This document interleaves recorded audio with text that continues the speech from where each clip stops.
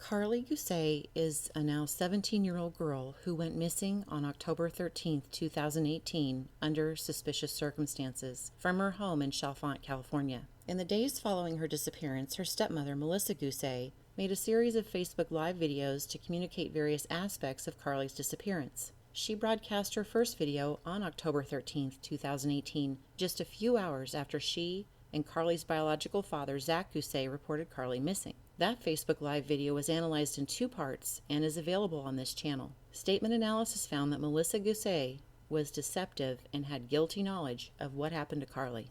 This video will be covering Melissa's October 22, 2018 Facebook Live video, where she goes into the details of what happened in the hours before Carly's disappearance. There are some basic statement analysis principles that may be helpful for viewers and are found in the first 10 minutes of the first October 13, 2018 Facebook Live statement analysis video. Melissa's statement will be analyzed focusing on the following criteria: social introductions, extra words, verb tense, pronoun usage, distancing language, negation, chronological order, sensitivity indicators, form, content, changes in language, and text bridges, to name a few. Statement analysis relies on the subject's own words to guide us to the truth. It is their words that interest us, and this is why it is important to remove all emotion and voice inflection from their words. The subject's emotions can alter the way we hear things. If the subject is deceptive, they are relying on the recipient of their message to interpret what they said. It is the typical dampened listening that we all use, along with our natural tendency to interpret through our own emotional lens, that the deceptive person is counting on. There are some basic statement analysis principles that will be explained as we move through Melissa's statement. When a child goes missing, we look at the totality of the situation, and this is where behavioral analysis kicks in, and we observe the behaviors of the parents. First thing noted is the reaction. Do the parents cry out for and to their missing child? How does the parent speak of the missing child? The language used can be either positive, negative, or neutral, and this is called the linguistic disposition. We look for positive linguistic disposition and do not expect to see neutral or negative linguistic disposition. Part of behavioral analysis is assessing how the parents are working with law enforcement and communicating to the public. A general rule of thumb: innocent families work hard with law enforcement to advance the investigation. They will communicate clearly with accurate, timely, and relevant information regarding their missing child. They put everything they know out on the table, in essence over-informing the public, as even the smallest detail may have profound significance. Guilty families will hinder the work of law enforcement and muddy the waters by giving inaccurate and vague information about their missing child in an effort to confuse and mislead law enforcement, media, and the public. The expectation is that parents will take a polygraph early on, within days of their child going missing. They want the investigative focus to be on finding their child. Guilty parents will stonewall either through attorneys or with outright refusal to polygraph early on. It may take weeks or months for parents with guilty knowledge to polygraph as they polygraph shop, demand certain questions not be asked, and engage in stall tactics. The expectation is that the parents will voice anger and frustration at their child not being found, and this will be evident in their language. If they think their child was kidnapped or taken, they state this plainly without hedging. They are filled with angry resolve. They are not insulted if questioned. They do not need lawyers. If they are suspected of involvement in their child's disappearance, they issue a reliable denial early on, within days of their child's disappearance, for they need no prompting to declare what they already know. When a child goes missing, there is an expectation that the parents will show the missing child as a priority within their language. It is unexpected to hear excuses, alibi building, and attempts to garner sympathy for themselves because they understand it's their child who needs their sympathy, as the child is presumably in a situation far worse than they can fathom. Part of statement analysis is reflecting on what is typical behavior and speech given the subject situation. With that in mind, I want you to imagine that you have a teenage daughter and she has been missing for 9 days. Law enforcement is involved and they have been searching the area. You live near a desert where there are wide temperature swings, and she did not bring any possessions with her. You have voiced concern about her ability to reason. You have voiced concern that she may have been abducted or taken. Others have voiced concerns that you are involved in your daughter's disappearance. What would you do, and what would you say? This is called the expected in statement analysis. When a child goes missing, there is no need to say parents should act a certain way, as the appropriate actions are instinctive and reflexive. We are hardwired to protect our young, and we're not the only ones. We don't have to look far beyond our front yard to see this in action. Take, for instance, a baby bird who's fallen out of its nest. Did you see the mama bird flying around frantically, calling out for her chick? Would you want to meet a mama grizzly looking for her cub?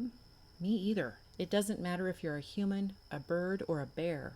When our young is missing, we are desperate to find them, and there are typical behaviors exhibited and words spoken by parents when their young is missing. It's the absence of those behaviors and words that is unexpected. With this in mind, we will start the statement analysis of Melissa Guse's October 22nd, 2018 Facebook Live. Hey Team Carly, this is Melissa Guse.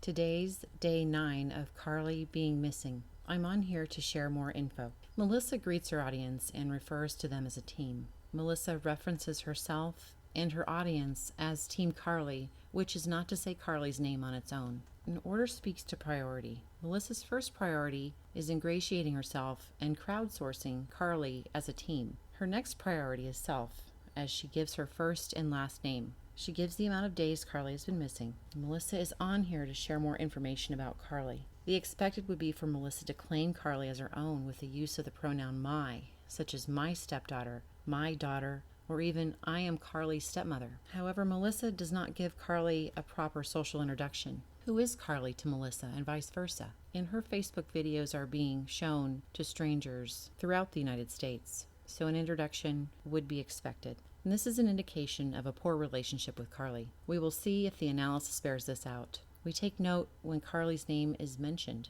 The first reference is to her team, aptly named Team Carly, and the second reference is to Carly as a missing person. I just spoke to the sergeant, and they are at a dead end, and now I can release more information about the events. Just lots of questions that I haven't been allowed to talk about because of the investigation. And so I'm here to tell you guys all about it. Melissa states she just, as a time reference, spoke to the sergeant.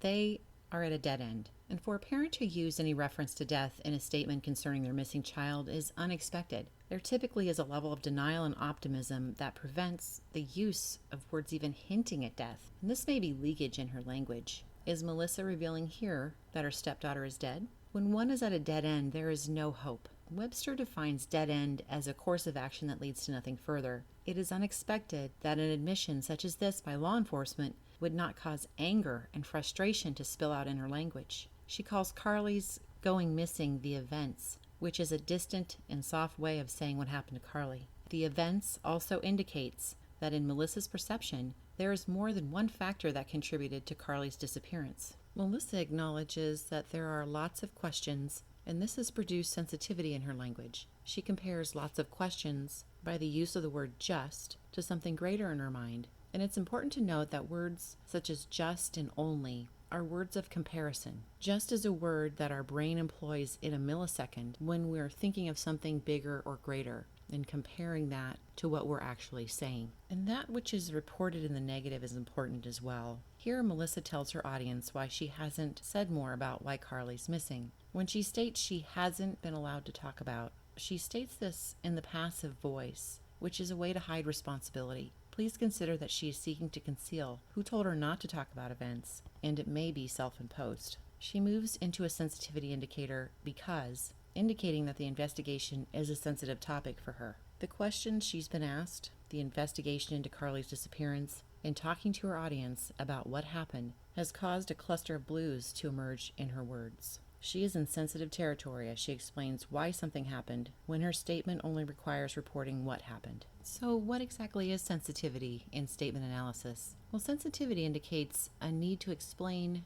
prove, or persuade rather than report. When a subject gives an explanation or a reason why, as if they're anticipating a question they haven't been asked, that information is of the highest sensitivity. And words that indicate the subject is moving into an explanation rather than reporting include because, so, since, to, hence, therefore. And those words are highlighted in blue. And when there are two or more blues or a cluster of blue, and this is often where crimes are solved. The other area of highest sensitivity in a statement is when the subject uses the connecting verb left, leave, or departed. And this indicates missing information, as the subject is not moving forward, but stuck back at that place that they left. For example, when Chris Watts was interrogated and law enforcement had asked him about his activities on the morning in question, he replied, 5:30, left the house and went to work. And why was leaving the house so sensitive for Chris Watts? Because he had murdered his pregnant wife and loaded her body with his 2 young daughters in his truck at the house before he went to work. When he was thinking about going to work, his mind went back to the house and was stuck there.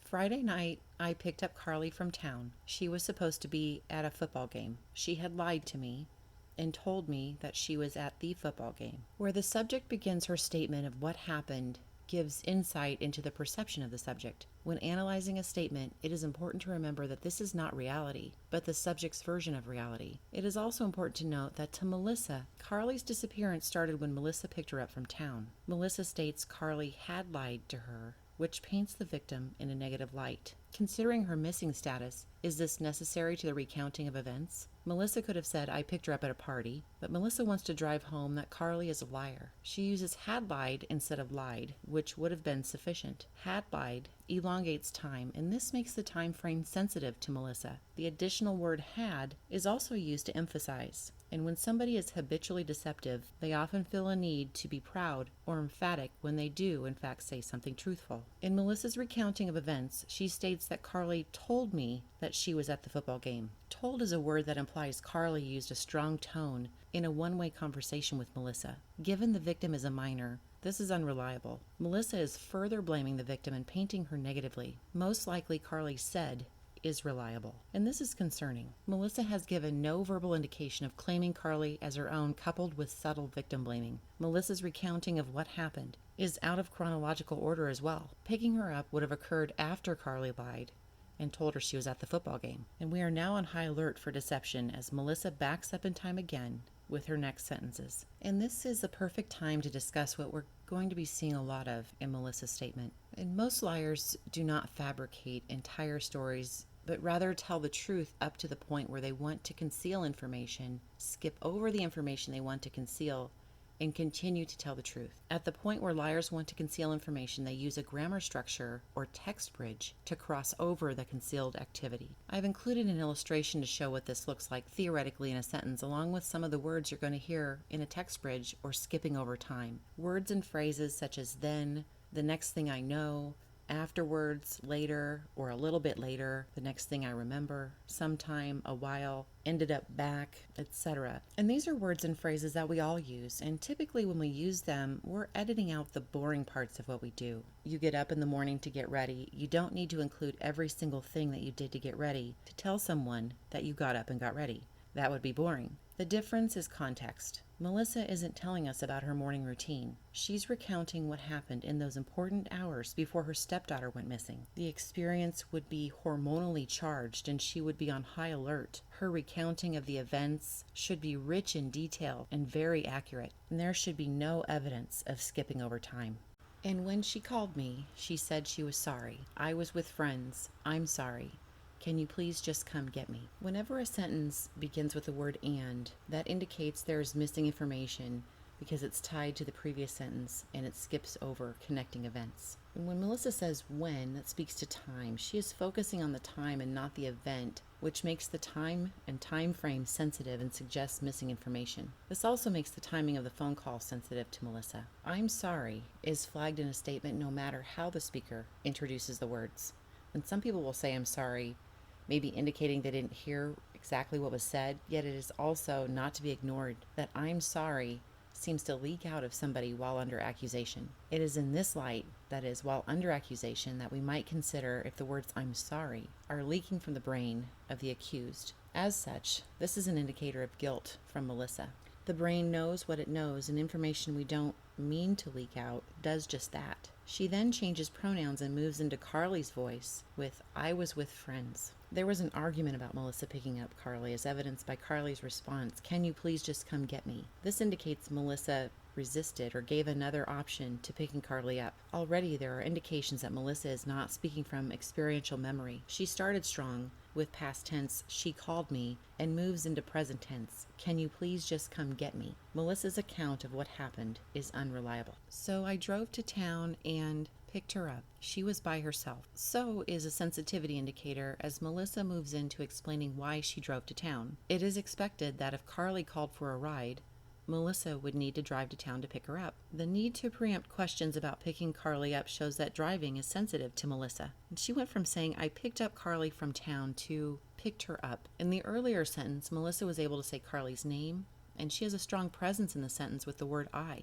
In the current sentence, Melissa removed herself and distances herself from Carly. This information is also repetitive, which means that it is important to the subject. When pronouns disappear from a subject sentence, reliability disappears with it, or the person doesn't want to be associated with the action. What happened when Melissa picked Carly up that she wants to distance herself from? She was by herself is unimportant in the context presented here, which indicates this information is important to Melissa regarding the how and why Carly is missing. Please note that unnecessary information often yields the most answers. It is unnecessary until we understand what happened. Analyzing the following sentence gives further evidence that something happened when she picked her up. And yeah, when she got in the car, I said, what's going on? Where have you been? I've been with friends. I got high. I'm so sorry. I'm so sorry. Please don't be mad at me. I'm sorry. And I'm like, smoked marijuana? Like, okay. When Melissa starts her sentence with and yeah, this is an indication that Melissa has skipped time, and this is a text bridge. It is also a pause in her speech, and she needs time to slow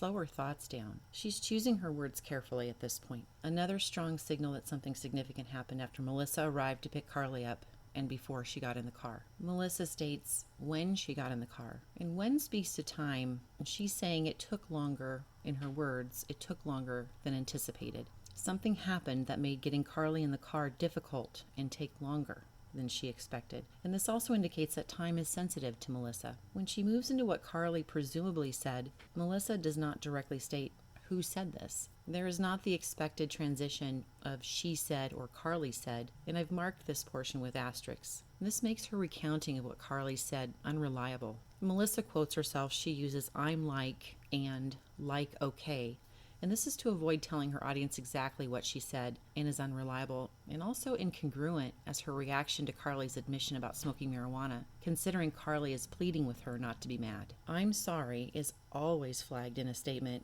as an indication of guilt from the subject, no matter how it's introduced. The words I'm sorry often enter the language of those who committed a crime and are revealing the subject has a reason to feel sorry for what they did. The word sorry has entered Melissa's language 5 times during an open statement to the public about her missing stepdaughter. Once is important to note. However, the repetition tells us the importance of this is elevated. When someone repeats often how sorry she is, we should believe her. Melissa's language indicates something terrible happened at that time. And we're looking at language and possible changes in language, and Melissa uses the term marijuana when referencing what Carly smoked. And when Melissa enters Carly's language, she states, I got high. And we note this to see if there's any additional changes in language as we move through her statement. She was very paranoid. She was scared. And she hadn't smoked weed in a month. And being a mother, I wasn't going to take her to the hospital. She's high on marijuana. Why would I? It didn't cross my mind.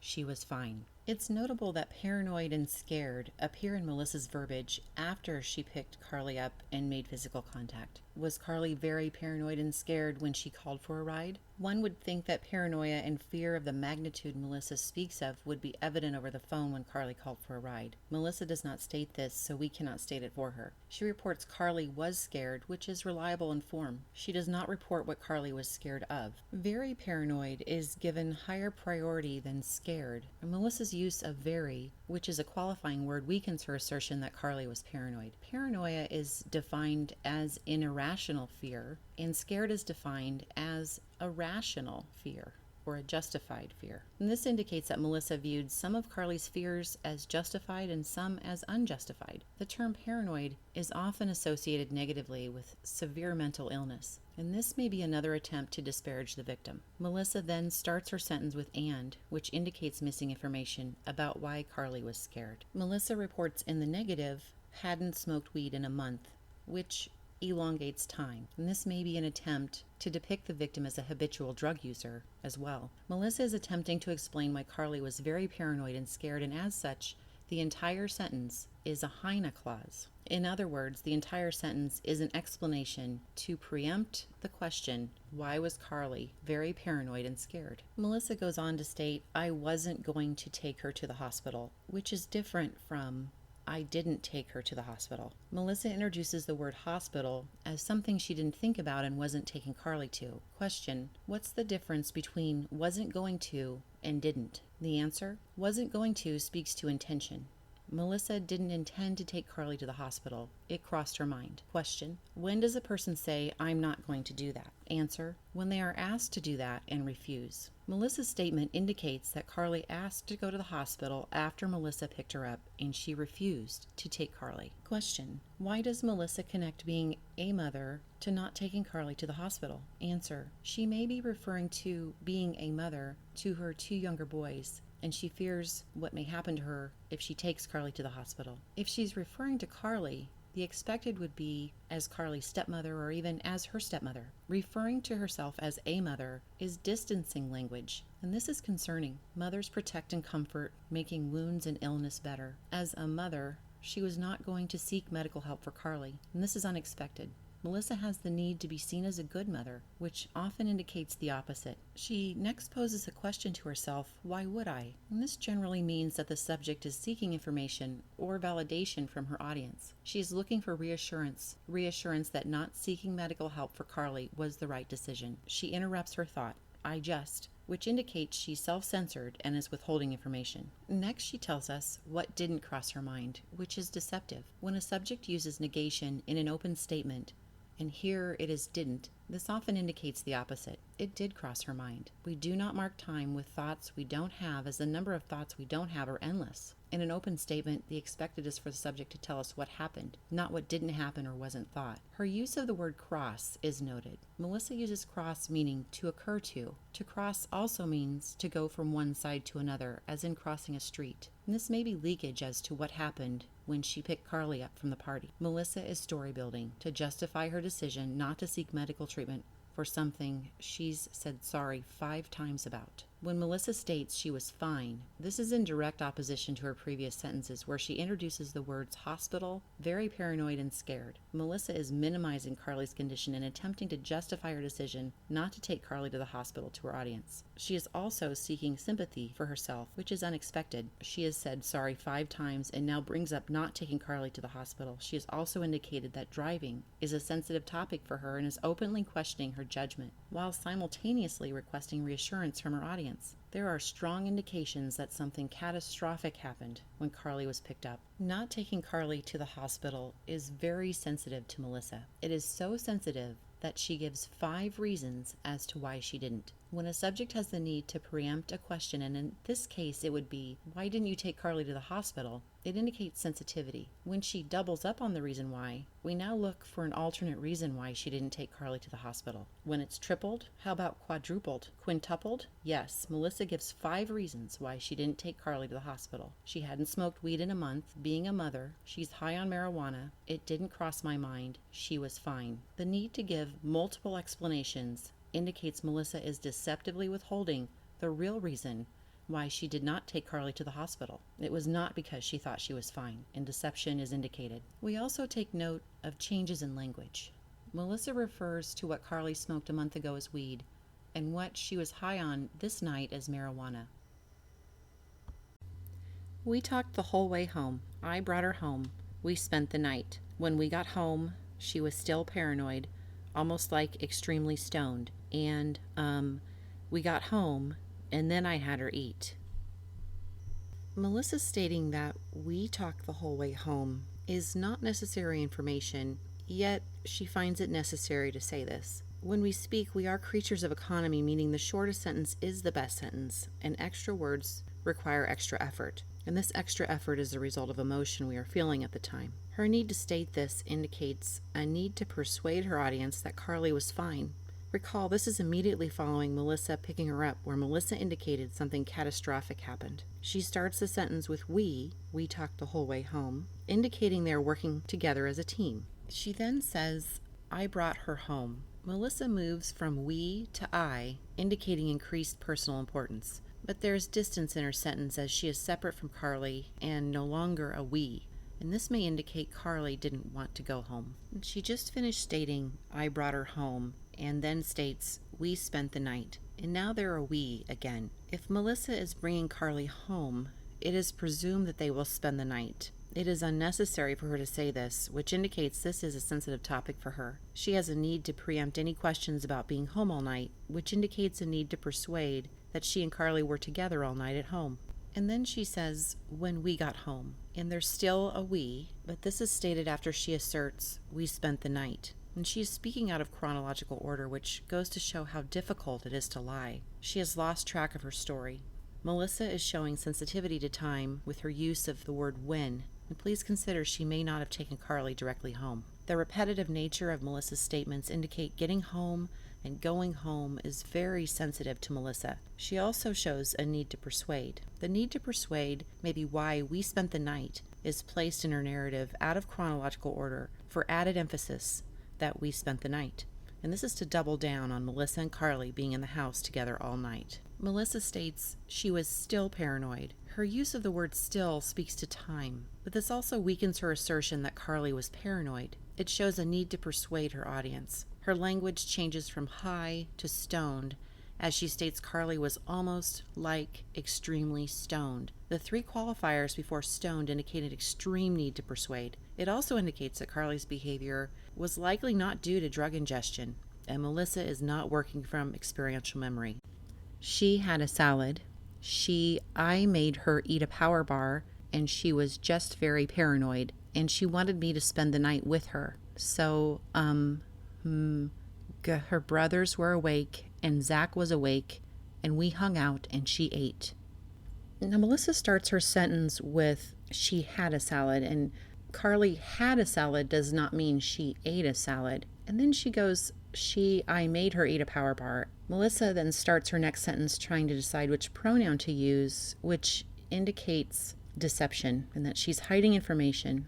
And the subject begins to say something and then changes her mind. What's intriguing about her pronoun usage with this particular phrase, this specific phrase, is that in all verbal accounts that this statement analyst has heard, she does the very same thing with her pronouns, meaning every time she speaks of this moment, she is deceptively withholding information, yet her brain knows what actually happened and in a way hiccups and disrupts her speech. And she does not state what making someone eat a power bar looks like. And she moves into, and she was just very paranoid. She speaks again to Carly's mentation, this time stating she was just very paranoid. And we're going to talk about the word just again. The word just is a familiar one to traffic cops. How many drinks have you had? Just 2, officer. The word just is employed because the driver is comparing the number 2 with a greater number of drinks. And when one answers just 2, officer, it is done by the brain signaling the tongue in less than a microsecond which words to use. When the mind is thinking of a greater or higher number, the brain signals this fact by sending the message to the tongue to utilize the word just in language. The brain quickly scans its internal vocabulary of close to 30,000 words and produce just without debate or pre-thought. And for the officer, this is a signal that the subject is thinking of more than 2 drinks. It may be that the driver actually had 6 drinks. And when he went to lie, the brain leaked out in less than a microsecond the word just. The takeaway message is this. The word just is used when comparing something to a greater amount or a greater thought or a greater action. The purpose of the use of the word just is to minimize or reduce. So back to Melissa's statement. She was just very paranoid. When she states this, she is comparing very paranoid to something bigger in her mind, indicating that something else happened to Carly that Melissa is withholding and using as a comparison. And she wanted me to spend the night with her. And at the beginning of a sentence always indicates missing information, and it's tied linguistically to the previous sentence where Carly was eating and now voicing that she wanted Melissa to spend the night with her. And she wanted does not mean Melissa wanted. And the use of wanted also weakens her sentence. She wanted is distancing language, as she states what Carly wanted rather than what happened or what was. Stating she asked me to spend the night with her would be more reliable. When you hear the word with in a sentence, this indicates distance, and she uses this indicating distance from Carly. You can use the examples, I went shopping with my wife versus my wife and I went shopping. In which statement was the husband holding his wife's purse by the fitting rooms? You guessed it, the first statement. When someone uses the word with, it always indicates distance. And using the word with also makes it easier to lie. Melissa did not want to spend the night with Carly, or didn't spend the night with Carly. So, Melissa needs time to think after giving a cue that she's going into an explanation. And this is sensitive territory. When recounting what happened in an open statement, pauses to think or slow down thoughts indicate that the subject is not speaking to experiential memory or is venturing too close to an event she doesn't want to disclose. Her brothers were awake, and Zach was awake, and we hung out, and she ate. Melissa was going to say something else, then changes midstream, self-censoring. It is unusual to refer to Carly's brothers as her brothers, instead of by name or my or our boys. Melissa doesn't refer to Zach as her father. Why is Carly given possession of brothers? It is also unusual to place each entity or person, so to speak, separately.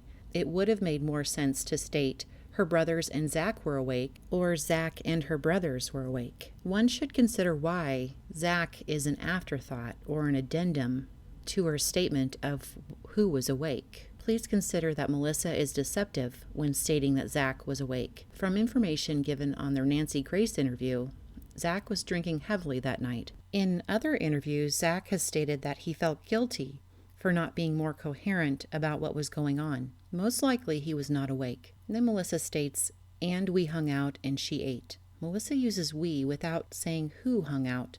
She merely stated who was awake in her previous sentence. We is not defined and may be a point of deception, allowing her audience to believe that Zach was part of the we hung out. And please note that in statement analysis, when a subject references eating in the free editing process, there is a strong correlation with drug ingestion. The three references to the act of eating in Melissa's language should cause exploration of the possibility that drugs were given to Carly by Melissa or taken by Melissa during this time period.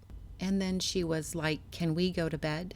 And I was like, yeah. And she was like, well, can you come sleep with me? And I was like, yeah, sure, why not? Whatever, I'll lay with you and watch a movie. And then is to skip over time. It is a text bridge. Melissa is withholding information related to what happened with Carly after she ate and before she asked, like, can we go to bed? Melissa moves into she was like, I was like, she was like, I was like conversation, where she avoids quoting herself or Carly directly. This is a signal she is not speaking from experiential memory. She was like is not she said, and I was like is not I said. Melissa approximates Carly's request, can you come sleep with me? To which she responds, whatever, I'll lay with you. This is a change of language, which also indicates she's not speaking from experiential memory. When Carly asks, can you sleep with me? And Melissa responds, I'll lay with you. Laying and sleeping is a change of language. Melissa has a need to persuade her audience that Carly requested to sleep with her, laying the groundwork for the rest of her statement. This exchange likely never happened and is deceptive. It does yield information as to the quality of their relationship at this moment. When Melissa states, she was like, well, can you come sleep with me? Her use of the word with indicates distance in their relationship. When Melissa responds, whatever, I'll lay with you, this indicates acute distance and tension. Whatever is dismissive of Carly's request. And whenever body posture or position enters a statement, it indicates increased tension. Note that with is used twice. The first is Melissa's quote from Carly, can you come sleep with me? The second is Melissa's reply, I'll lay with you. She is distancing herself from Carly regarding this time period. Twice so close together is acute. We can say things like, we went to the store, or Angie and I went to the store. But when one says, I went to the store with Angie, we note the word with between them, indicating distance. And, we hung out for a little bit in the kitchen, talked a bunch, and then her brothers went to bed, and so then I went to bed with her, and then we got up. Melissa is withholding information about what happened between saying she'd watch a movie with Carly and hanging out in the kitchen. She is also slowing down her thoughts with the use of the words twice, indicating she's getting close to dangerous territory. Melissa repeats hung out, which makes that sensitive to her. She uses the phrase a little bit, which is a text bridge that skips over time. Melissa then disappears from her statement, talked a bunch, which indicates she wants to distance herself from what was said. Also note the passive language of talked a bunch, rather than report what was said. Passivity in language is often used to conceal. It is likely that Melissa and Carly had an argument at this point, and then skips over time again between hung out in the kitchen and her brothers going to bed. More skipping of time when she states, I went to bed with her. There is also distance indicated, as I and her couldn't be further apart in that sentence. Note the distancing language found in the use of the word with regarding going to bed. Melissa skips time again before stating, we got up. Up is another reference to body position, which indicates increased tension. Tensions were high at this time, and there is a lot of information being deceptively withheld.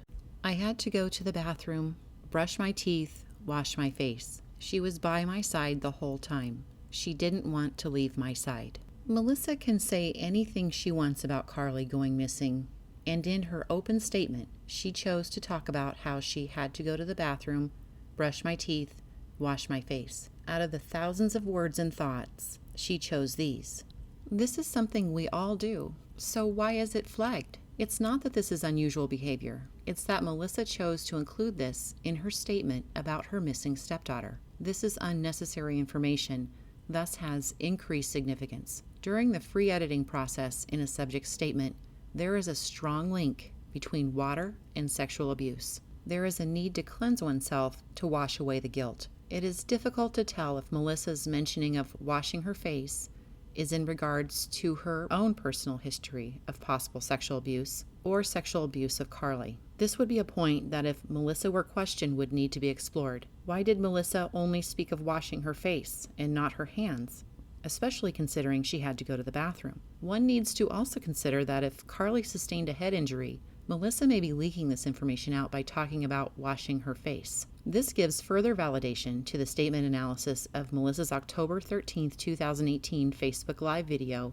where we determined that Carly's appearance was much different than the picture Melissa was holding up the last time she saw her. Melissa states she didn't want to leave my side, indicating sensitivity and withheld information about what happened to Carly while she was by Melissa's side. Her brain is not moving forward and is stuck back at the time Carly was by my side. Also note, Melissa states what Carly didn't want, with the negation making what Carly wanted important to Melissa. She states this, yet does not give Carly a voice. She's speaking for her. Melissa does not tell her audience how Carly communicated what she didn't want to her.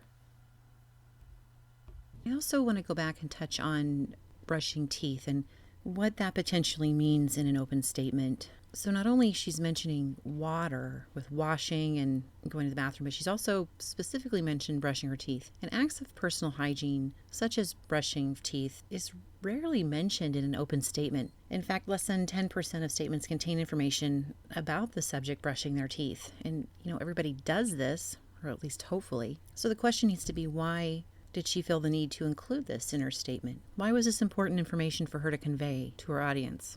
But when someone mentions the act of brushing their teeth, that typically indicates they are hiding information of a personal nature, specifically domestic violence. And the psychology behind this principle is pretty simple. When someone is in a domestically violent relationship, the abused person lives with the threat of abuse daily. It's not that they're abused daily, although they may be, but it's the mere threat of it that typically controls the victim. The threat of abuse is all that's needed for the abusive partner to take control. And when the abused partner goes into the bathroom and locks the door to brush her teeth, she has a moment of peace and safety, free from the threat of harm. And so we have indications here of domestic violence, and we have indications of sexual abuse, or at least a history of sexual abuse. And then there's drug ingestion as well. Was Melissa taking refuge in the bathroom with Carly from someone else in the household? It's not a far stretch to assume that Melissa's safe place in the household is her bathroom, which is evidenced by her videotaping most of her Facebook Lives in her bathroom. We'll continue on and see what her words reveal. Yes, she was paranoid and, still just not thinking. Well, maybe she did smoke something that was bad. Maybe somebody gave her something. I don't know. And so we ended up back in the living room with her brothers for a little bit, watched a movie, and she was just still kind of paranoid. Melissa has the need to repeat she twice and affirm her own information. She then states she was paranoid. Please consider that her language may be scripted. This is the fourth use of the word paranoid, which indicates both sensitivity and an extreme need to persuade. The overwhelming need to persuade indicates that Carly was not paranoid. And at the beginning of a sentence, always indicates missing information, and she needs time to slow down her thoughts with the Melissa reports what she wasn't doing, or does she? Melissa has disappeared from her words. Who was still just not thinking? When pronouns disappear, so does reliability. Thinking is also in the present tense, indicating she is not speaking from memory, but from a script. Just is to compare to a different thought which is greater in her mind and still speaks to the passage of time in which Melissa wasn't thinking. This calls into question Melissa's timeline of events this evening. When a subject reports something in the negative in an open statement, it is doubly important and sensitive. Here she is reporting what she wasn't thinking. And we don't mark time and create memory around what we don't think, don't do, don't say, etc. This is deceptive, and she is attempting to justify what she did to Carly. This is also a direct contradiction to what she stated earlier, that Carly was fine. She needs time to think again with the well. She also introduces doubt into her assertion that Carly did smoke something bad with maybe times 2. For her to say maybe somebody, which is gender neutral and singular, gave her something, which is singular, is for Melissa to feign ignorance regarding who was with Carly after school. Is she thinking it's someone else? Her use of did smoke is not to say smoked. This is to emphasize that Carly's behavior was due to drug ingestion. She really wants her audience to believe this. Another sentence starts with and, indicating missing information, followed by so, which is a sensitivity indicator, as she goes into an explanation. We ended up back in the living room is passive language, and it also bridges time. How did we end up back in the living room? We believe what one tells us, so we now see that she does not wish to give details on what caused them to go into the living room. Melissa drops the pronoun out of her sentence, watched a movie. Who watched a movie? When pronouns disappear, so does reliability. She was just still kind of paranoid, and this is the last time Melissa mentions that Carly is paranoid in any form. This time she needs 3 qualifiers to preface paranoid, making her statement weak. If anyone believed Carly was paranoid, they no longer do. Melissa is indicating she doesn't believe her own words either. The excessive use of the word paranoid calls into question if Carly was indeed paranoid, or if Carly's confusion and fear originated from an injury. Melissa's story is not in chronological order. This is not coming from experiential memory. Did Carly's brothers get out of bed and watch a movie again? Melissa has lost track of her fictional story. When it doesn't come from memory, it is difficult to keep track. This level of deception is cartoonish, and as Melissa tells it, did not happen. Deception is indicated. And then we went back to bed, and I spent the whole night with her. I mean, I was awake, and then I'd doze off, and she's just there. She was just hanging out. And then is a text bridge, and she's skipping over time.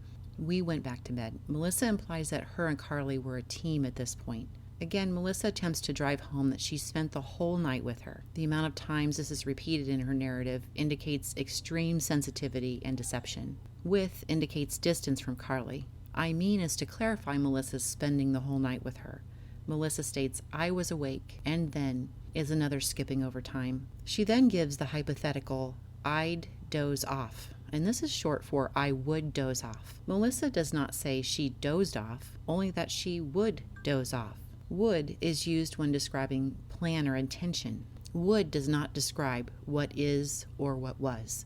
It describes imagined possibility. This is also in the present tense and indicates deception. Doze off is a change of language from spent the whole night. There is no change in reality to substantiate a change in language. She's just there, with just comparing what Melissa is saying to a bigger thought or action. Melissa uses just again to compare hanging out to another action at that time. Additionally, she does not say Carly hung out. She states Carly was just hanging out, which is again not past tense. Melissa's account of her actions before Carly's disappearance is not coming from experiential memory. She is deceptive. She says she was awake. Melissa gives this unnecessary detail for a reason. It is meant to persuade. It also indicates that Carly was not awake. She's just there. Indicates physical distance. Why isn't Melissa referring to Carly as here? If someone is next to you in the bed, you would say they were here. There can have another meaning. It's also worth noting that Carly is not quoted after asking Melissa to go to bed. Carly is a non-entity in Melissa's narrative and has no voice. This contradicts her story that Carly was awake all night. Please note that this is the last time Melissa refers to her and Carly as we. There is no we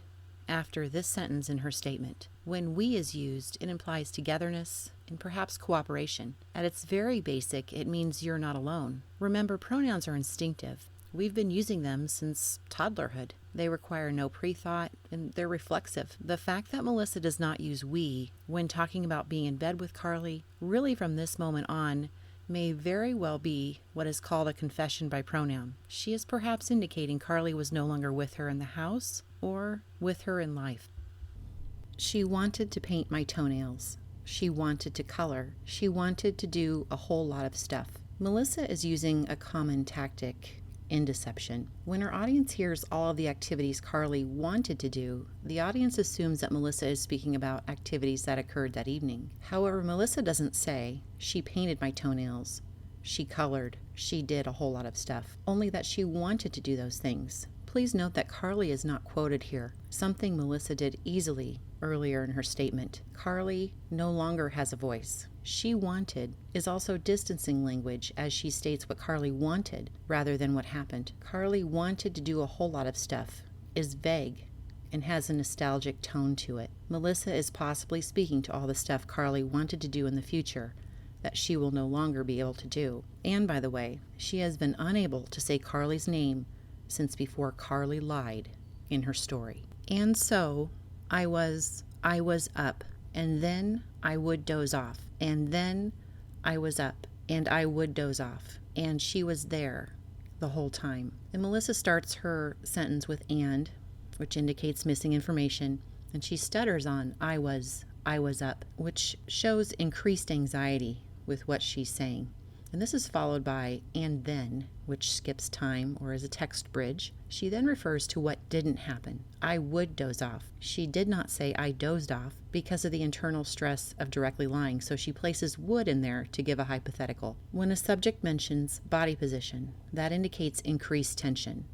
And there's the often used example of my boss spoke to me versus my boss stood and spoke to me. The stood, or the body position, indicates increased tension. Melissa states she was up twice. If Melissa were questioned, this area of her statement should be investigated further. What was occurring with Carly that was increasing anxiety and tension in Melissa? I would doze off is not I dozed off. She was there the whole time. Notice the there again, indicating physical distance. This is the moment in her open statement that she chose to editorialize, thus breaking away from the what happened that night, which indicates this is a critical period in the timeline of events. Her unwillingness to venture further at this point indicates that she sensed she was close to the danger zone and better pull back to safety. And I was really scared to put this out there because so many people are judgmental, and I don't want her story to die.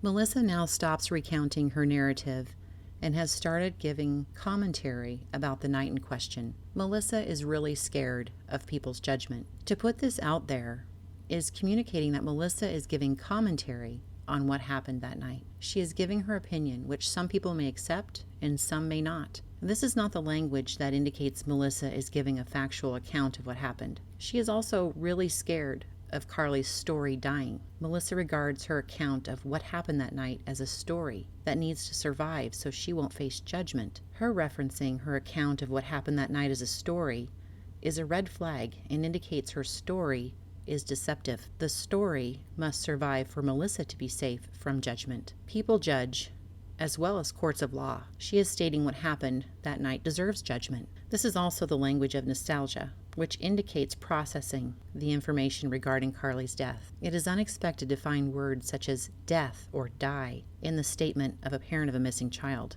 This goes against the natural optimism and hope a parent has for reunification. Melissa is placing the spotlight on herself and her feelings. She is able to verbalize she was really scared. What about Carly? One can assume that if Carly were taken or abducted, as Melissa stated in her October 13th Facebook Live, Carly is scared too. Yet Melissa gives no verbal indication that she is concerned with Carly's current well-being. And I was so scared just to say anything. And the investigators are like, you can't talk to anybody about this because the FBI was involved. And if anybody finds out or they get spooked or somebody tips somebody off, then she could be right here and then she could be gone. So this is hard right now because I don't want people to judge her. Kids smoke pot all the time. And at the beginning of a sentence always indicates missing information.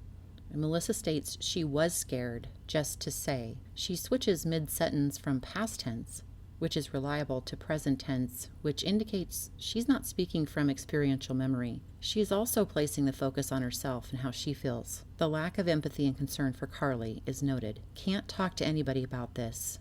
Maybe an embedded confession. When she says the investigators are like, she is not quoting what was stated. She is approximating or perhaps fabricating what investigators stated. More reliable would have been the investigators told me or the investigators said. The FBI has brought sensitivity into Melissa's statement. And note that the FBI was involved. They are not currently involved. If anybody finds out or they get spooked or somebody tips somebody off, and this is present tense language and is unreliable. If anybody finds out what? Is Melissa speaking about Carly going missing or that the FBI was investigating? Her statement lacks logic, as the public was already aware Carly was missing and law enforcement was involved. She speaks to Carly's location as right here, and then she could be gone, as a possibility, and please consider that Carly's remains may have been moved from their original location. This is also in present tense and unreliable. Melissa's use of the word spooked is another reference to death, as ghosts are sometimes referred to as spooks. If there is a supernatural experience involving ghosts, it's sometimes described as spooky. Melissa then speaks to this, meaning closeness, being hard right now. She is concerned with how she feels. Hard right now indicates that this is not hard at other times. Melissa stutters on I just, comparing I don't want people to judge her to another want. And this indicates Carly deserves judgment in Melissa's mind. Speaking about judgment of her missing child is subtle victim blaming. As Melissa feels Carly has reason to be judged by people, she now moves into what other kids do, which is smoke pot all the time. This message is about Carly, and she's speaking to what other kids may do. This is distancing language. Melissa's statement about kids smoking pot all the time directly conflicts with what she stated earlier.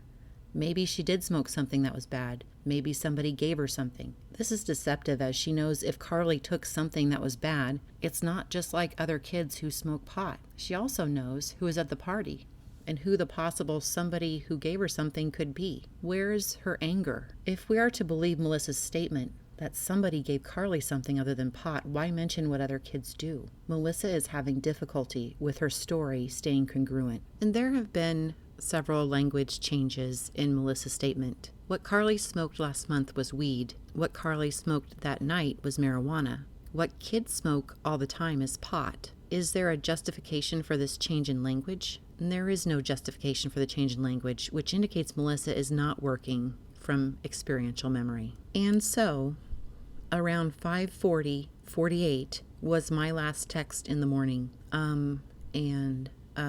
I'd fell back asleep, and then that's when I woke up, and she was gone. And I wish I wouldn't have fallen asleep, but you guys have to know the details, and I was allowed to share them. Melissa indicates when her last text was, and she states it was around 5:48. And this not only shows preparation on her part, but to say around shows the inconsistency of using estimation and exactness. The time of her last text that morning is a sensitive topic. She then states that she fell back asleep. Well, Melissa never stated that she was asleep, only that she would doze off, and this is an indirect lie. When Melissa stated she would doze off, she has indicated this is something that did not happen, only something that she intended to happen. When you listen to what someone is telling you, this leads to the truth. Melissa wants her audience to assume that she was sleeping. She then doubles down on the deception with stating, "That's when I woke up." Not only does she want her audience to believe she was asleep, she expects to be accused of being awake during whatever happened to Carly. Guilty people give away their guilt, and not only their behavior, but their words. She jumps time with "and then," without indicating there was a time jump, and she states, "That's when I woke up and she was gone." Melissa's change in language from doze off to fell back asleep indicates deception. Her priority is conveying to her audience that during the time Carly disappeared, she was sleeping, and this is alibi building. In this account of events, Melissa wakes up at the same time she texts Carly's friend. Melissa is having difficulty keeping her story straight. She wishes she wouldn't have fallen asleep, but refutes or minimizes what she said before this. In saying this, Melissa takes back wishing she wouldn't have fallen asleep. She was allowed to share the details, and this is stated with passivity. She is hiding the identity of who instructed her not to share them, indicating most likely it was self-imposed. So I wanted to put them out there because obviously the trolls are roaming, and I'm not a liar, and I don't have anything to hide, and it's okay to tell you guys. There is an interesting statement analysis principle that is important to explain before we go into Melissa's words. No person can lie twice. And as crazy as that sounds, I'll explain further. No person can look upon their lie and state, "I'm telling the truth." And this is exactly what makes this part of Melissa's statement fascinating and worthy of in-depth explanation. Melissa has been interrogated by the public in social media and is aware that some do not believe her. She is going to show how an intriguing statement analysis principle works. She has given her account of the events leading up to Carly's disappearance. Critics of her statements have voiced disbelief. She mentions trolls are roaming. She knows the group of people she refers to as trolls do not believe her version of events. The trolls have interrogated her on social media and asked, "Why should we believe you?" Melissa is responding to the trolls or interrogators and says, "I'm not a liar." She has looked upon her version of events and failed an important test. When a subject is asked a question, responds with their answer, and then in turn is asked, "Why should I believe you?" a person who is telling the truth will state, "Because I'm telling you the truth." If this is stated, there is a better than 99% chance that they are indeed telling the truth. A liar, on the other hand, will not be able to look upon their lie and state that they are telling the truth. They will include the word lie or liar in their denial. A person simply cannot look upon their lie and state that it is truth. It is too difficult. Melissa has responded to the public questions with, "I am not a liar." Note that without being asked, she says, "And I don't have anything to hide." There is no reason to report things in the negative while speaking freely, and that's why everything said in the negative is doubly important to us and deemed sensitive. She shows a need to preempt a possible question, and this is not only an alert for deception, but opens to the possibility that she is telling us the exact contrary. This commonly used statement is a red flag during an interrogation that the subject does indeed have something to hide.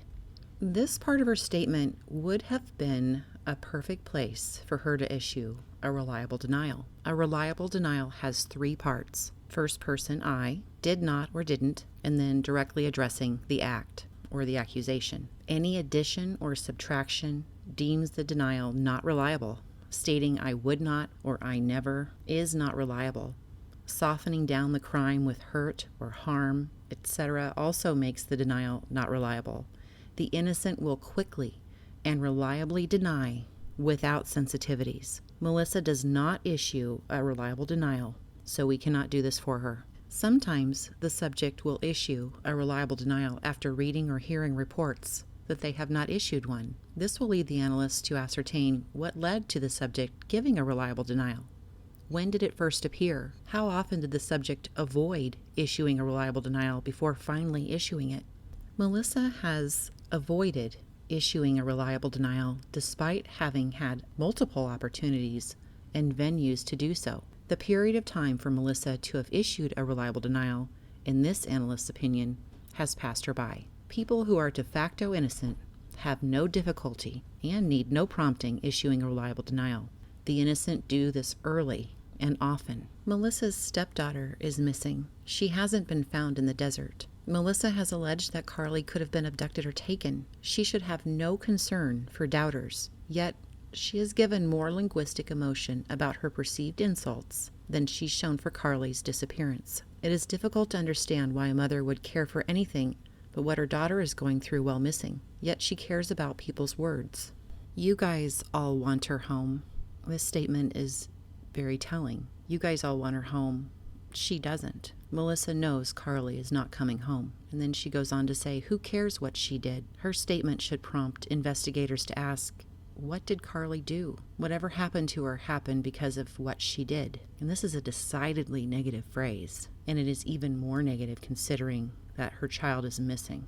Whatever happened to her, it was her fault, with she being the victim. If she does not have a name, she is not a person. If she is not a person, but depersonalized, Melissa can avoid guilt. And this is the essence of distancing language. What did she do? This is no longer subtle victim blaming. This is overt victim blaming. And guilt is easier to bear when it is spread around. Melissa is angry with Carly and sees herself as the victim. Melissa verbalizes no empathy for Carly. And she's not disoriented anymore if she is. Here Melissa states Carly is not disoriented anymore. This is in direct conflict with her assertion that Carly left home because she was disoriented. If she is not disoriented anymore, then Carly should be back home. How is Melissa able to assert that Carly's not disoriented anymore unless Melissa has direct knowledge? This is also a reference to time and duration. At home, Carly is paranoid. Out in the desert, Carly is not disoriented. Saying disoriented has caused stuttering and anxiety in Melissa. She states Carly is not disoriented anymore. If she is what? Alive? Melissa self-censors and doesn't complete her thought. And I said that in the beginning, not even because of the way she was acting, but because if she's been out in the desert for 3 hours, yeah, she's going to be disoriented. And at the beginning of a sentence indicates missing information. Melissa self-references with, I said that in the beginning. This is an easier form of deception as she doesn't need to repeat the lie. She can only repeat the self-reference. Melissa asserts that how she was acting at home is no longer important because she would be disoriented in the desert. The addition of being out in the desert would amplify her disoriented state, and Melissa should have said as much. She is no longer asserting she is disoriented because of something she may have ingested or smoked. That now is irrelevant to Melissa.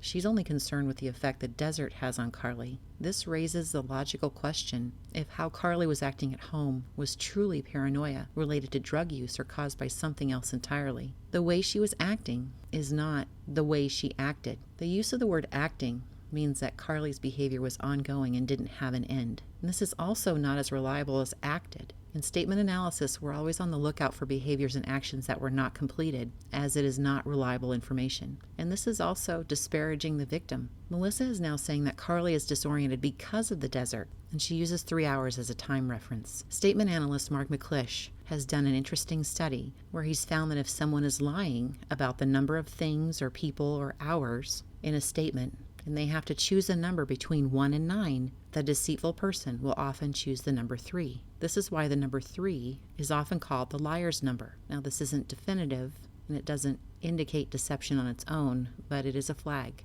Melissa doesn't state where the number 3 hours came from when referencing how long Carly has been out in the desert. She didn't take anything with her. The people that saw her said she only had white t-shirt and gray pants, and that was it. Melissa references in the negative what Carly didn't take. One wonders if Melissa did an inventory of the household before making this statement. If her lack of knowledge of the clothing Carly had is an indicator, and please reference the Guse's Nancy Grace interview, then that leads one to wonder, how does Melissa know Carly didn't take anything with her? Melissa avoids directly lying by referencing what others saw. When Melissa says she only had white t-shirt and gray pants, she indicates little confidence in this. She is not stating Carly was wearing white t-shirt and gray pants. She is stating she only had white t-shirt and gray pants. Had means possessed. And this is not saying she had on or was wearing, which she's had no difficulty stating about Carly's skinny jeans.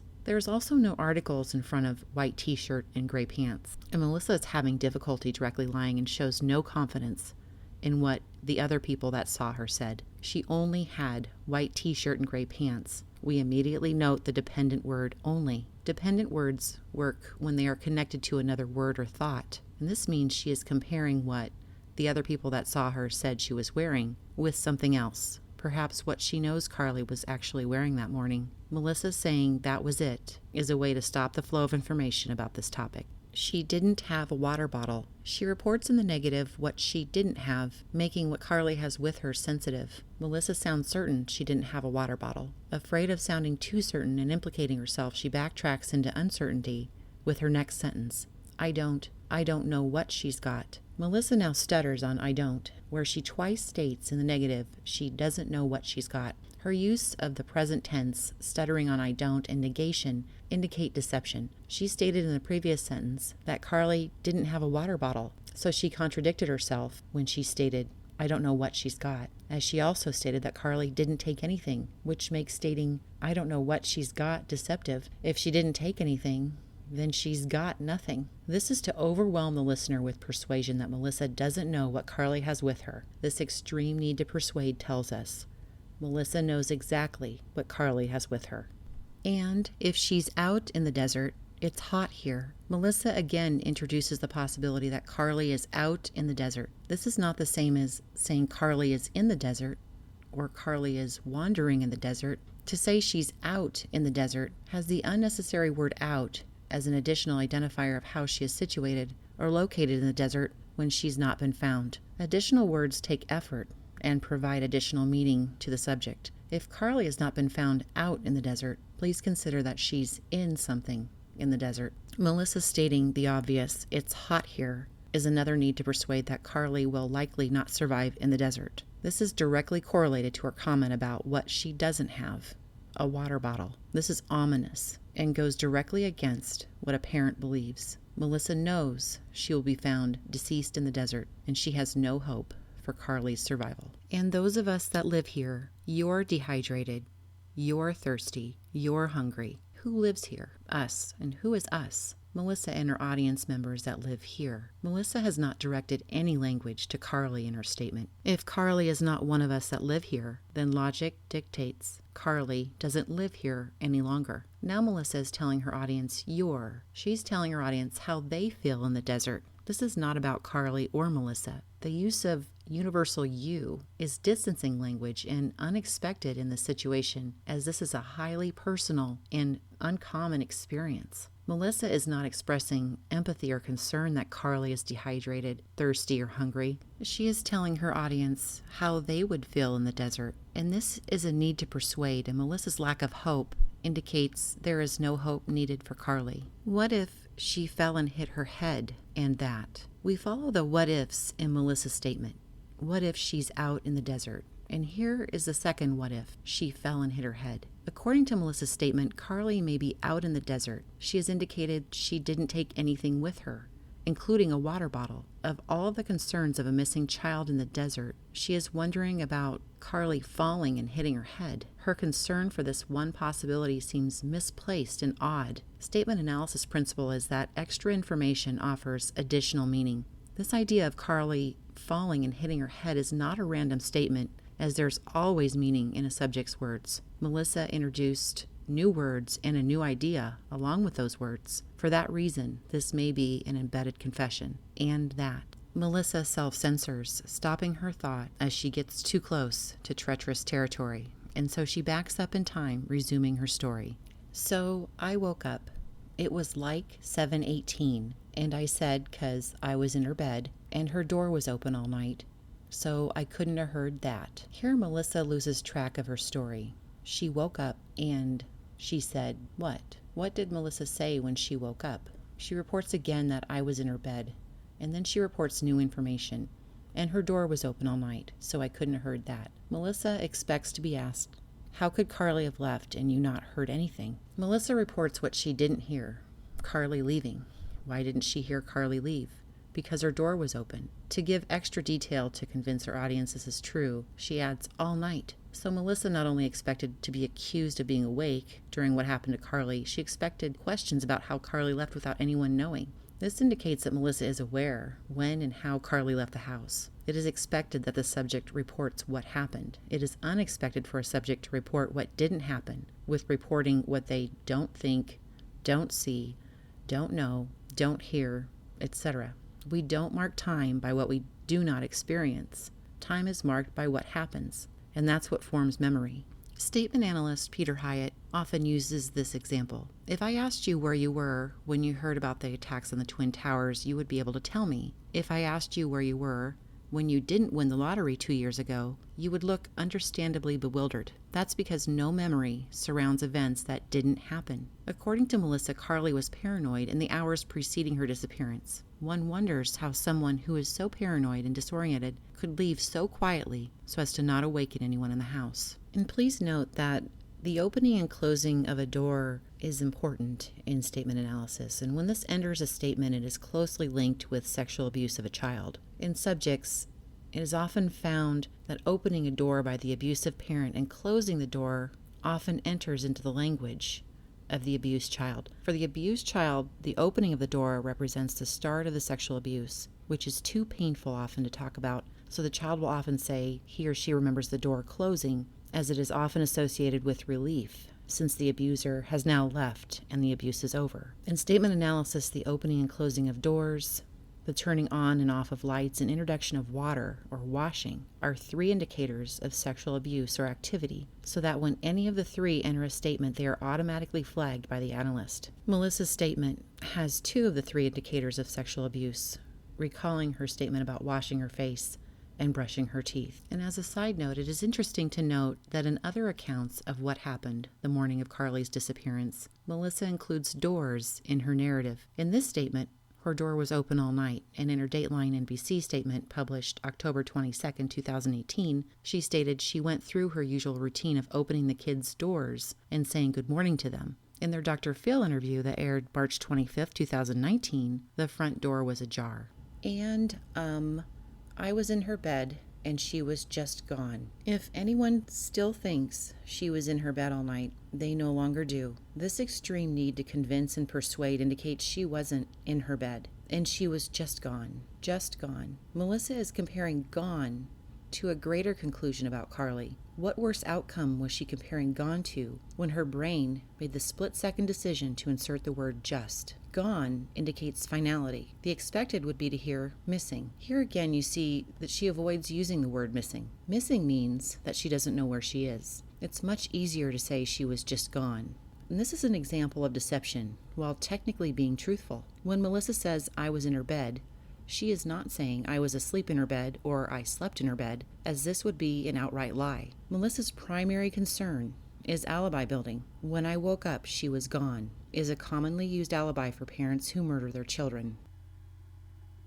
And I immediately got up and I looked around the house and I'm just going, where is she? Did she? Where? I just don't know. Where the hell is she? And at the beginning of a sentence equals missing information. And this is a pretty consistent thing in Melissa's statement. And when Melissa says immediately, this indicates the element of time passing in her statement. This statement was given 9 days after Carly went missing, and this is the first full account given by Melissa to the public about what happened. No one had accused Melissa of delay when looking around for Carly. Melissa's use of the word immediately is unnecessary, and it's often found in 911 calls when someone feels the need to portray themselves in a favorable light. That she adds immediately tells us that she is concerned about perception rather than reality. If questioned about her looking around the house, no one would think to ask, did you look around immediately, because it's unnecessary. If your child is missing, it is assumed that one would look around for that child. No one would accuse a parent of stopping for a mani-pedi before looking, so Melissa is anticipating of being accused of not looking around immediately. Although there may be other reasons for using this word, including feeling guilty over not being fast enough, in Melissa's statement, we have a very strong indication that she is deceptive. She did not look for Carly immediately, or perhaps need to look at all.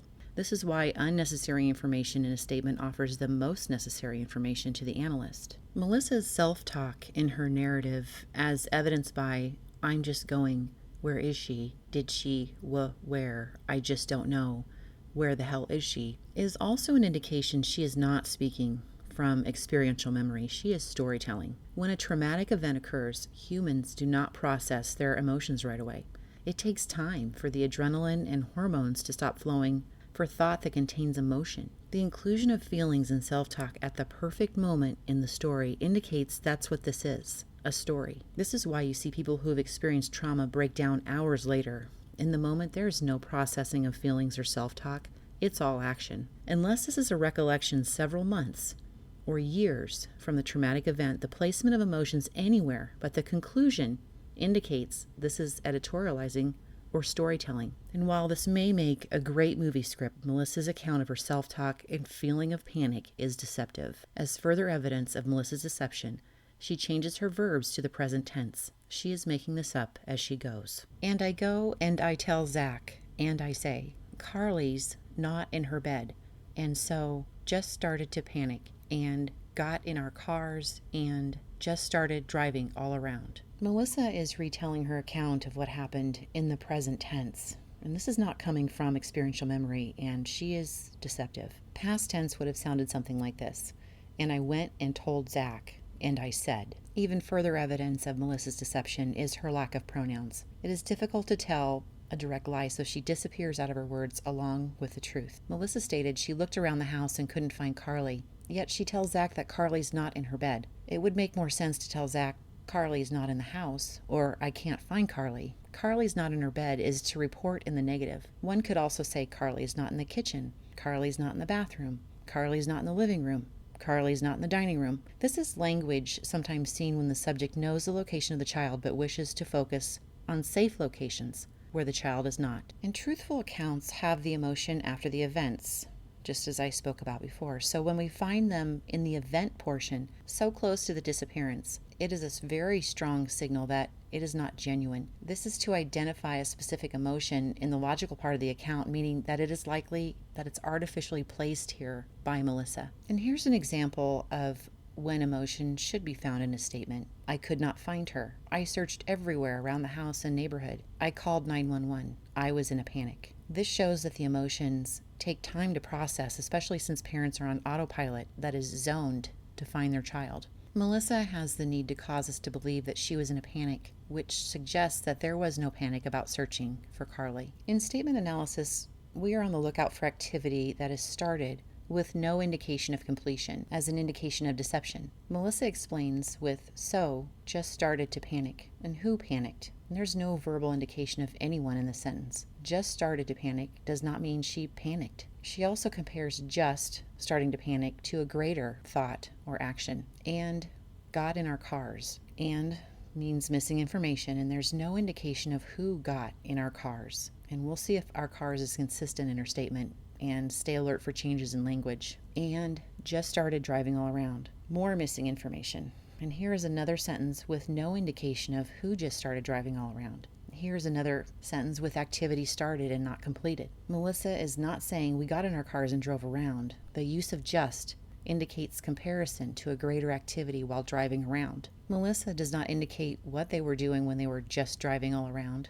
She does not say she was looking for Carly, so we cannot say this for her. Keeping in mind that 90% of deception is by omission, Melissa does not want to be associated with the activity that happened in our cars at this moment in her story. This is to psychologically distance herself from what took place here. Keeping in mind that a statement is the subject's perception of reality and not reality itself, Zach is not introduced as her husband in her statement either. In her version of reality, she is not married. Carly and Zach have no relationship stated either.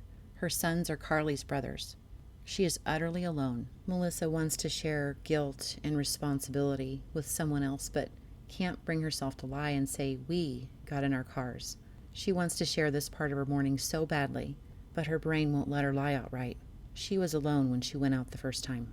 And you'll notice a drastic change here in her next sentences. I drove my Corolla out in the boonies, over boulders, and Zach took the truck, and he took the binoculars, and then, 2-hour point. 2 hours was the point where something's wrong. And you'll notice there's a strong personal presence in this sentence. Melissa is there. I drove my Corolla. But she gives a little bit too much information, and thus this is classified as a Heine clause, which is the entire sentence is a sensitive explanation to a perceived question. And she's attempting to preempt the question, how did you damage your Corolla? Which is very sensitive. It indicates the damage to her Corolla was not due to driving over boulders. And you'll notice our cars from the previous sentences became my Corolla and the truck. And there is no change in reality to support the change in language. This my Corolla and the truck sentence likely happened. The previous sentence, there is deception involved there. Now, Melissa drove and Zach took. And why the change in language? What did Zach take in his truck? This difference, is it due to her vehicle being a car and his being a truck? Is this because he usually takes or hauls things in his truck? And yes, there may be a change in reality to support this change in language. Melissa adds that Zach took the binoculars to persuade that they were looking for Carly, and perhaps Zach was. She then skips over time with "and then," and there's missing information. She is acutely aware that she is speaking to her audience, and this is evidenced by the That means she's all of a sudden very aware she's speaking to an audience. She skips over time again with 2-hour point. This moment in time is very sensitive, and note the repetition. 2 hours was the point. She needed 2 hours to feel comfortable. When she states that 2 hours was the point where something's wrong, this is deceptive, as she stated she started to panic earlier. It is incongruent to immediately panic, then search for 2 hours before deciding something's wrong. And 2 hours is an eternity when looking for a disoriented teenager in the desert. Why did they need 2 hours before deciding that something's wrong? What did they do once it was decided that something's wrong? And this would be the portion of her statement where authentic emotion would be placed. Panic after not finding Carly after 2 hours would be appropriate. The earlier placement at the perfect spot indicates artificial placement. And then, for the neighbor to say he saw her at 6:30 in the morning is what he told me, but he's older. And then the 3 confirmed people. Melissa is misleading in her language as she speaks of one eyewitness, then states, and then the 3 confirmed people. This would lead her audience to believe that there were 4 eyewitnesses, which is incorrect. Her intention is to deceive her audience, highlighting that she has a personal need to deceive. Melissa refutes what the neighbor saw by pointing out that he's older. She has little confidence in what he told her, and he may have told her something different. Melissa skips over time and refers to 3 eyewitnesses as confirmed people.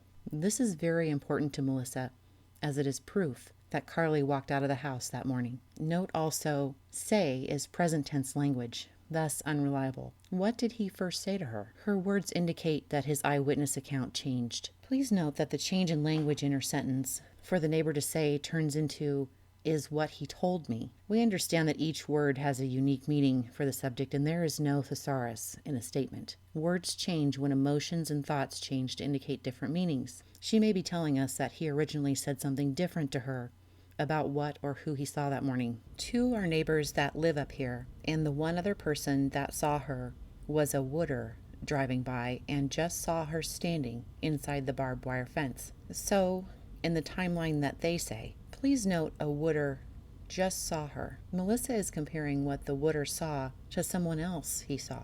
And this is in the timeline that they say. This indicates Melissa is aware of a different timeline. What timeline would she say? This is typical deceptive language, parsing out without directly lying. The timeline is extremely sensitive to Melissa, as evidenced by the cluster of blue in her last sentence. The sensitivity around the timeline that they say indicates this timeline is not accurate, and Melissa is aware of another timeline. If the timeline was accurate, she would show no sensitivity around this topic. Crimes are often solved by looking in the cluster of blues. And I was like, how could I have missed her, And indicates missing information, and when Melissa quotes herself, she uses "I was like," which is to avoid telling us what she said or thought, and this is deceptive. In statement analysis, we always note the rhetorical question for potential information. To whom is this addressed? How could I have missed her in the timeline that they say? Melissa is speaking to having the ability to not miss her, yet missing her anyway. We note the rhetorical question she asks without answers. Melissa's rhetorical statement was meant to persuade and keep the focus upon herself as the victim. It simultaneously shows weakness in her story and poses a mystery for her audience to solve. There is an answer as to how she could have missed her. It is a fishing expedition to learn if anyone has discovered the truth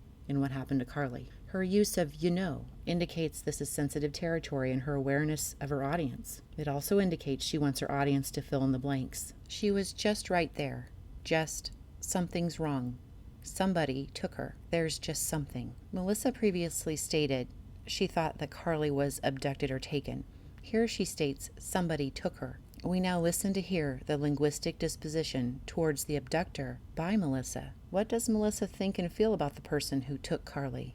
We expect fear and rage. Instead, we have soft language, indicating a neutral linguistic disposition. Melissa is neither praising nor condemning Carly's abductor. It is within this context that neutral disposition is in fact positive linguistic disposition for Carly's abductor. So she feels positive about the abductor. Melissa's use of someone as the responsible party for taking Carly is to assign blame to one person who is gender neutral, when in fact most abductors are male. Why would Melissa assume only one person has Carly? If anyone out there has ever watched an interrogation, you'll hear the detective ask the suspect, "What do you think should happen to the person who did fill in the blank?"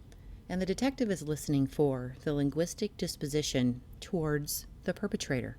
Now, if the suspect is draconian or gives a very severe response, they have a negative linguistic disposition towards the perpetrator. If they have a neutral or a positive linguistic disposition towards the perpetrator, that typically indicates that they themselves are the perpetrator, as people do not want to condemn themselves. And I wanted to put it out there. Again, putting it out there indicates she is giving her opinion rather than a factual account. It being how she refers to the disappearance of her stepdaughter. And I want you guys all to know, she wants the public to hear her side of the story. Please note that guilty parents often seek to exercise control over the flow of information. And so, if you needed to know all that, great. And if you didn't care, great. This is unexpected language from a parent who wants to disseminate information about her missing child. 'Cause I don't care. This statement is deceptive. She does care what people think of her.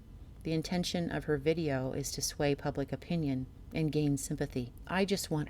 We want her home. She stutters and changes pronouns, which indicates deception. And thank you for the continued support. Melissa needs support. Does Carly? And, let's bring Carly home. And thank you all again. Order speaks to importance. Let's bring Carly home is her last sentence. She has expressed no concern for her missing stepdaughter, Carly, while trying to gain public sympathy for herself, indicating the primary purpose of her video was to gain favor with her audience and to be seen in a positive light. When someone wishes to be seen in a positive light, there is an indication of guilt. Why would the stepmother of a missing child show no linguistic concern for the comfort, safety, and well-being of the missing child? It is because she knows her stepdaughter is beyond concern. We've determined that Melissa's statement is deceptive. She has given strong indications she knows where Carly is and what happened to her. She's also given strong indication that Carly is deceased. We now look at the form of her statement to see if it falls into the parameters indicating truth or deception. Measuring the form or structure of a statement is one of the criteria used to determine if a statement is truthful. So what exactly is measured when assessing the form of a statement? Well, the statement can be broken down into three parts: the introduction, or the prologue, setting the scene, so to speak, the event itself, and the aftermath, or the conclusion. The introduction should be roughly 20% of a subject statement. The event portion should be roughly 50% of the subject statement, and the conclusion, or the ending, should be roughly 30%. We say roughly because there can be some percentage points off. If it's significant, though, that's noteworthy. So how did Melissa's statement measure in form? Well, let's see. Melissa's introduction measured 60% of her statement, so it's weighted heavily in the beginning. Her event portion measured 27%, and her conclusion measured 13%. And quite a bit of her event portion and conclusion were editorializing or telling us kind of tangential information or information that wasn't really about what happened. Yet, even when including those words in the count, in the percentages, her event portion and conclusion fall short. So what does all of this mean? Well, statements that are deceptive are typically weighted heavily in the introduction, such as Melissa's, because people are often reluctant to lie and will put off telling a lie as long as possible. Truthful people will want to keep their prologues at about 20%. And any deviation above or below 20% signals deception. And now Melissa's statement is a whopping 3 times higher in the introduction portion than would be expected in a truthful statement. Moving on to the event portion of the statement, if it's less than 50% of what is said, then the subject simply glosses over the event, using as few words as possible to avoid the psychological stress of lying. And Melissa's event portion measured 27%, which is about half of what you would expect to see in a truthful statement. Melissa's conclusion portion of her statement measures at 13%, and that's less than half of what we'd expect to see in the conclusion of somebody's statement about what happened. And this is also, as a side note, where we would see emotion that is real versus scripted emotion. This is where emotions would be processed in the end. So if the end or epilogue portion of the statement is less than 30%, then the subject does not want to reveal his or her actions just after the event occurred, because the subject has finished lying and wants to immediately end the narrative to relieve the psychological stress of lying. So we can say that Melissa's statement is deceptive in form. The vast majority of deceptive statements are weighted heavily in the introduction portion. Melissa's is no different. We thought it'd be interesting also to look at her pronoun usage. Now, pronouns that included herself, that were personal and took some ownership of whatever she was saying, measured at 93, or the count was at 93. She said Carly's name 3 times, and we can say technically it was 5, but 2 of those times were not her calling Carly by her name. One was in reference to her team named Carly, and the other was when she quoted herself when she was talking to her husband. And then she referred to Carly as she, she's, her, or herself a total of 73 times. Now you can see the discrepancy here when she's referred to Carly very impersonally 73 times and used her name 3 times. It takes effort to distance oneself so greatly. And so you can see she's referred to herself or something that's including herself 93 times and referred to Carly 76 times. So you can say the priority of this statement was herself. In conclusion, deception is indicated. Melissa has a need to persuade, and she uses distancing language, passivity, changes in language, drop pronouns, text bridges, and probable fabrication. The linguistic disposition towards the victim is negative. There is covert and overt victim blaming. The subject redirects audience attention to herself and away from the victim. The linguistic disposition towards Carly's abductor is positive. The subject recounts events out of chronological order. The subject frequently enters into present tense language. There are indications that the subject's language is scripted. The subject does not give a denial of involvement, and the subject is withholding pertinent information. Melissa uses language of a person needing an alibi. There are inconsistencies in relating her narrative as to the sequence of action and actions. There are items that appear to be leakage of the event embedded in the narrative. The subject indicates for guilty knowledge. Melissa Guse is quite possibly the only person who knows what really happened to Carly, and she gave numerous statements in the days following Carly's disappearance. And when she spoke, she used all of the knowledge that she had. And if we listen closely, she is telling us what happened to Carly.